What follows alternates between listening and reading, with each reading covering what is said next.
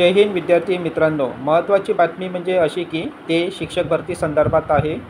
ज्या दिवशी 5 सप्टेंबरला शिक्षक दिन होता त्याच दिवशी सरकारनं एक जी.आर. काढून या भावी शिक्षकांवर अधिकच एक अन्याय अत्याचार केलेला आहे आणि या जी.आरमध्ये बऱ्याच काही अशा अटी आहे जे भावी शिक्षकांच्या दृष्टिकोनातून घातक आहे आणि याच्यावर परमनंट सोल्यूशन आजही या जी.आरमध्ये निघताना आपल्याला दिसत नाही।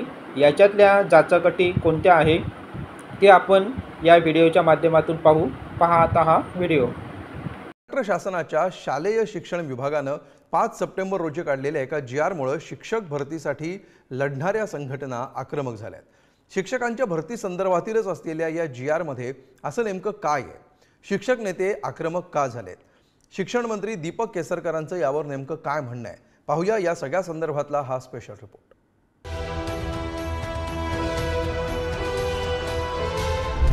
5 सप्टेंबर रोजी ज्यावेळी राज्यभरातील शिक्षक विद्यार्थी हे शिक्षक दिन साजरा करत होते त्याच वेळी महाराष्ट्र शासनाच्या शालेय शिक्षण विभागानं एक शासन निर्णय काढला। या जी.आरमुळे बेरोजगार बी.एड, डी.एड शिक्षकांची चिंता आणखी वाढली आहे। या जी.आर नुसार स्थानिक स्वराज्य संस्थांच्या शाळांमध्ये 70 वर्षांपर्यंत वय असलेल्या सेवानिवृत्त शिक्षकांना सेवेत येता येणार आहे आणि त्यामुळे तरुण बेरोजगार शिक्षकांनी कुठे जायचं असा प्रश्न निर्माण होतो। जी.आर मध्ये नेमकं काय म्हटलं? 20 किंवा 20 पेक्षा कमी पटसंख्या असलेल्या शाळांना हा जी.आर लागू। मंजूर करण्यात येणाऱ्या 2 पैकी 1 शिक्षक निवृत्त असावा। एक बी.एड, डी.एड अर्हताधारक बेरोजगार शिक्षक असावा। सुरुवातीला या शिक्षकांच्या नियुक्तीचा कालावधी हा 1 वर्ष। भविष्यात नियुक्ती वाढवण्याची तरतूद। हा जी.आर तरुण शिक्षकांवर अन्याय असल्याचा आरोप शिक्षक संघटनांकडून करण्यात येतोय। शिवाय ही भरती कंत्राटी पद्धतीची असल्यानं त्यावरही शिक्षक संघटनांनी नाराजी व्यक्त केली आहे। महायुती सरकारचा हा निर्णय धोकादायक असल्याचं शिक्षक संघटनांच्या नेत्यांनी म्हटलंय। ब्रिटिशकालीन रेग्युलेटिंग ॲक्ट जो काळा कायदा होता त्या पद्धतीचा शालेय शिक्षण विभागामध्ये हा काळा कायदा असणार आहे।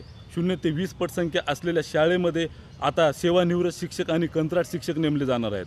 हा हटास कशासाठी? नवे शैक्षणिक धोरणामध्ये स्पष्ट उल्लेख केलेला आहे, कंत्राट शिक्षक भरती होणार नाही, त्या ठिकाणी कायम शिक्षक दिले जातील। सेवानिवृत्त शिक्षक कशासाठी? अपात्र शिक्षक त्या ठिकाणी कशासाठी नेमले जात आहेत?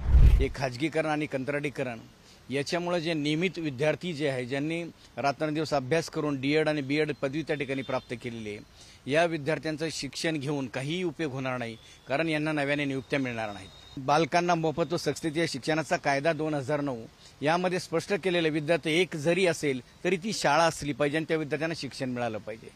पण राज्य शासनाने ती सुद्धा त्या ठिकाणी या कायद्याचा सुद्धा विसर पडला की काय हा सुद्धा प्रश्न आमच्या शिक्षकांसमोर आहे।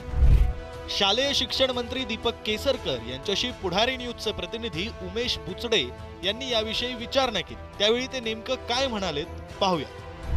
केसरकर साहेब, एकीकडे शिक्षक भरती थांबवलेली आहे, दुसरीकडे निवृत्त शिक्षकांची वयोमर्यादा 70 वर्षापर्यंत वाढवलेली आहे, यावर काय नेमका विषय आहे? हे चुकीचं कोणीतरी पसरवतोय।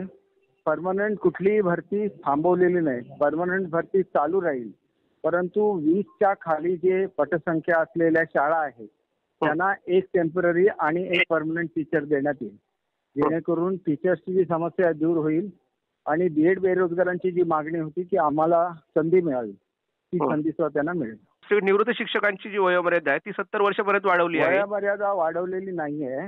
निवृत्त शिक्षकांना आम्ही पूर्वी सुद्धा घेत होतो, परंतु निवृत्त शिक्षक आमच्याकडे येत नाहीत कामाला। बी.एड रोजगारांसाठी हा जी.आर काढलेला आहे, याचा जी.आर पूर्वीच काढलेला होता शिक्षकांचा। असं काही नाहीये, हे कोणीतरी गैरसमज करून देतं। उलट डी.एड बेरोजगारांचा प्रश्न याच्यामुळे सुटलेला आहे।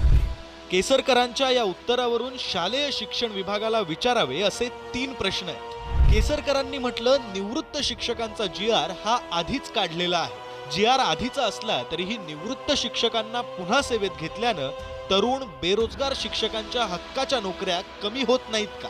केसरकरांनी म्हटलं की या 2 शिक्षकांपैकी 1 शिक्षक हा टेम्पररी असेल तर 1 शिक्षक परमनंट। मात्र जी.आर मध्ये दोन्ही शिक्षक हे आधी 1 वर्षाच्या कंत्राटावर असतील आणि मग पुढे कालावधी वाढवण्याची तरतूद आहे। मग 1 शिक्षक परमनंट असेल असं कसं मानायचं?